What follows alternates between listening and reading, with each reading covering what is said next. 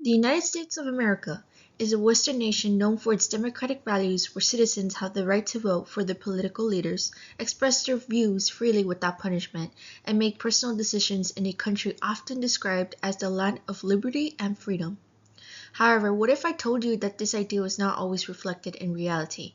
There are times when the government intervenes in people's personal decisions, often contradicting the very principles the country claims to uphold, especially when male leaders impose their opposing views rooted in religious ideology. Throughout history, women have fought tirelessly to challenge such control, fighting for the right to vote, pushing back against machismo culture, and demanding equal rights.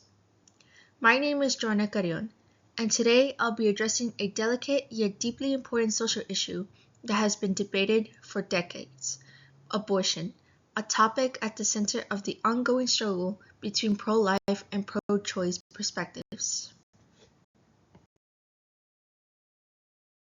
Abortion is a medical procedure that terminates a pregnancy by ending the development of the fetus. It is widely recognized as a social issue because it is surrounded by stigma and deeply divided public opinion.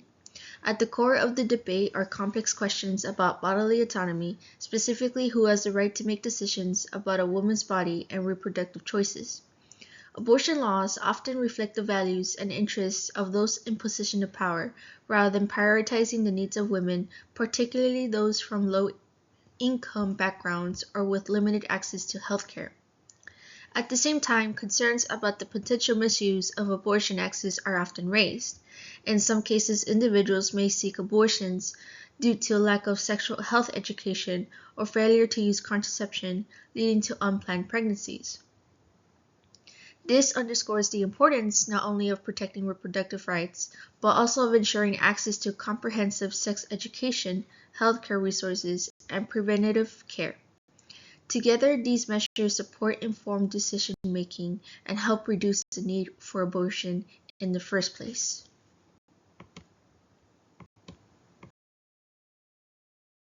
Prior to the 19th century, in Western history, abortion was generally not considered unlawful if there were no signs of life in the fetus. Although abortion was not regulated at the time, various methods and procedures were openly advertised throughout the United States. This changed in 1821 when Connecticut became the first U.S. state to criminalize abortion. While women were initially not punished for undergoing the procedure, by 1845 abortion had become a criminal offense, even in cases where there were no signs of fetal life. By 1965, all states in the U.S. had banned abortion, with some exceptions varying by state. This changed in 1973 when the U.S. Supreme Court's decision in Roe v. Wade nationally protected abortion rights by declaring anti-abortion laws unconstitutional. In a 7-2 decision, the court ruled that states could not interfere with abortion during the first trimester of pregnancy. During the second trimester, states were permitted to regulate abortion in ways reasonably related to maternal health. In third trimester, states were allowed to regulate or prohibit abortion to protect the potentiality of human life, except in cases where it was necessary to preserve the life or health of the mother. The Roe v. Wade decision was later reinforced by Planned Parenthood of Southeastern Pennsylvania v. Casey, which reaffirmed the constitutional right to access abortion. However, both Roe and Casey were overturned in 2022 by the Supreme Court's decision in Dobbs v. Jackson Women's Health Organization.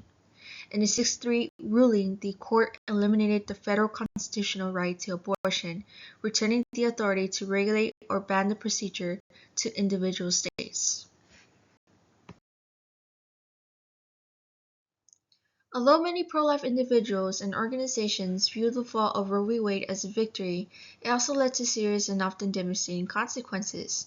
Across the nation, countless women have received heartbreaking news about their pregnancies, such as discovering that their child has a rare or life-threatening condition that could lead to severe complications, enormous medical costs, or even death. In many of these cases, access to abortion has been restricted or denied. Additionally, doctors have been placed in deeply uncomfortable and ethically complex situations. Despite having taken an oath to take care for and protect their patients, many face the dilemma of either performing a medically necessary abortion to save a woman's life or risking the loss of their medical licenses for violating state laws. In some states, even minors are denied the rights to make decisions about their own pregnancies, regardless of their circumstances or well-being. These situations raise urgent questions about bodily autonomy, medical ethics, and the role of government in personal health decisions. As society advances, so does medicine. In recent years, abortion pills have emerged as a safe and effective alternative to traditional surgical procedures with a well-established safety record. In many situations, abortion remains a medically necessary option that can save a woman's life. However, restrictive laws can not only endanger women's health, but also place medical professionals in difficult positions, forcing them to choose between providing necessary care and risking their medical licenses. Moreover, these laws can strip women of the right to make deeply personal decisions, such as whether to continue a pregnancy resulting from rape, incest, or unplanned circumstance, ultimately undermining their autonomy and overall well-being.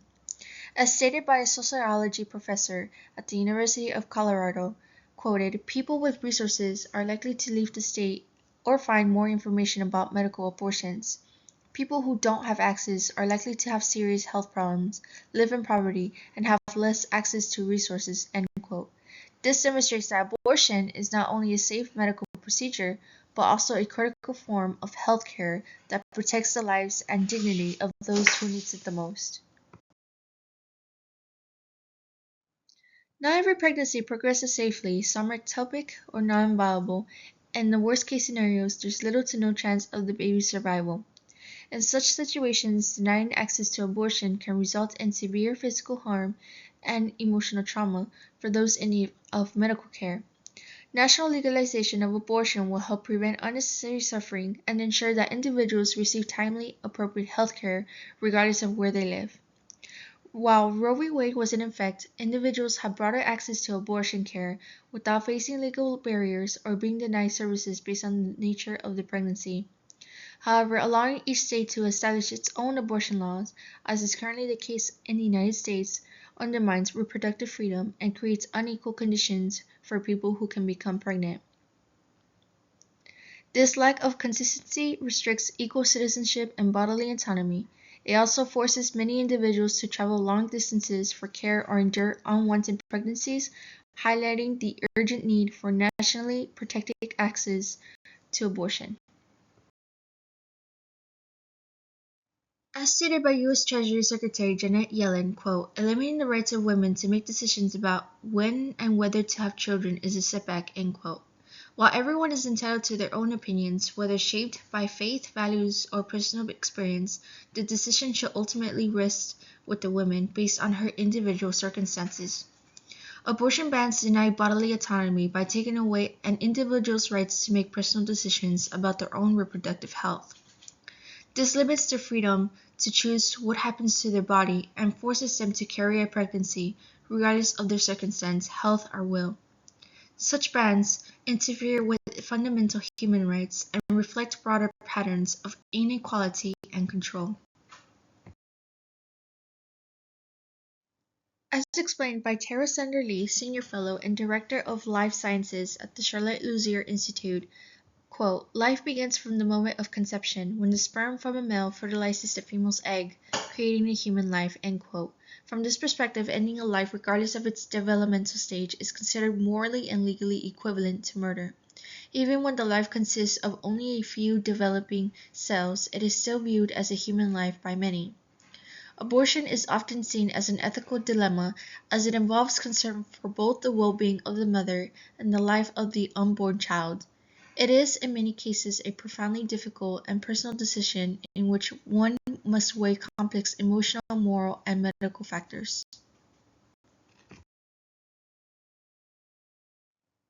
As explained by Alveda King, niece of Dr. Martin Luther King Jr., quote, "Abortion and racism are both symptoms of a fundamental human error," end quote.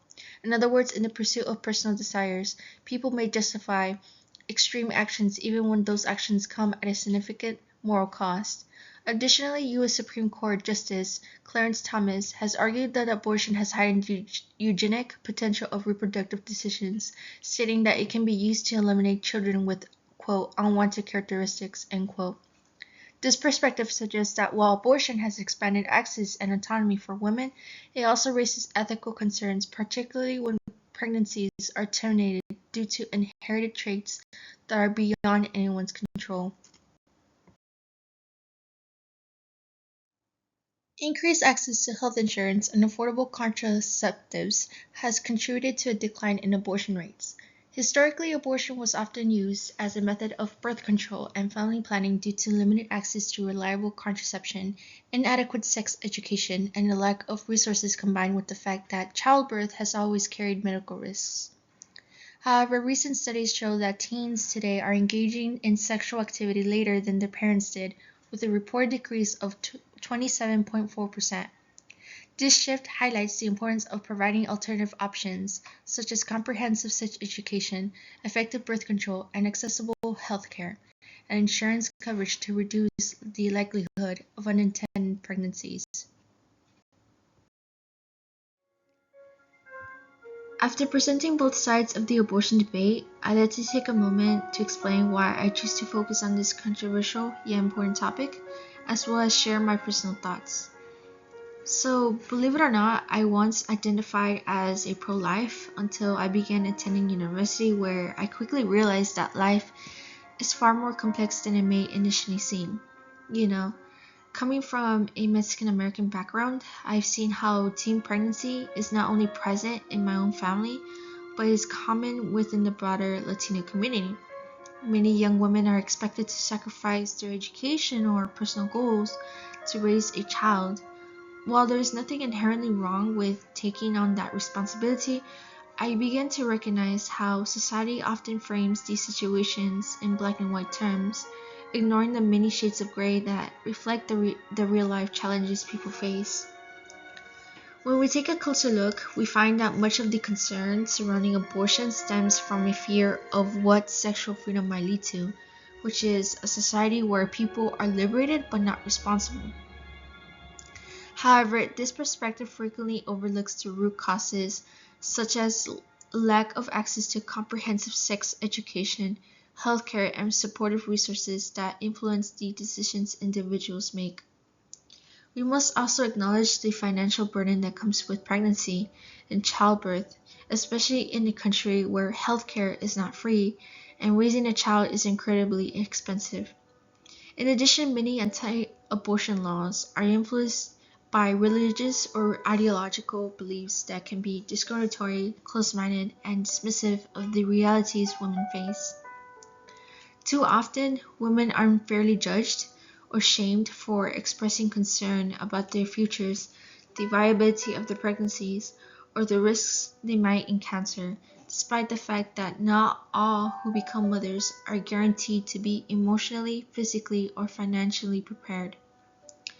This conversation also reminds me of how society places rigid expectations on young people to attend college, promoting it as the only path to success and financial stability. While that path works for some, not everyone is suited for it, and they shouldn't be forced into it. Many individuals thrive by taking alternative routes, such as joining the workforce or starting a business. This reflects the idea that people should have the freedom to choose what works best for them based on their unique strengths and circumstances. The same principle applies to reproductive choices, just as people shouldn't be forced into college as they shouldn't be forced into parenthood. Abortion, like many other deeply personal decisions, depends on circumstances that outsiders may not fully understand. This complexity can even be compared to the ethical dilemmas around animal euthanasia. While some view euthanasia as legal murder, it is often the most humane option when suffering cannot be prevented. In a similar way, abortion can be the most compassionate and responsible decision when a pregnancy poses serious physical, emotional, or financial harm. In both cases, the issues are not black and white. They reflect the complexity of real life, where individuals must make difficult decisions based on what is best for their well-being, not on rigid society expectations. Ultimately, this debate strikes at the heart of what it means to live in a country that values personal freedom. The ability to make personal decisions, especially regarding one's own body and future, should be a right, not a privilege granted only under certain conditions.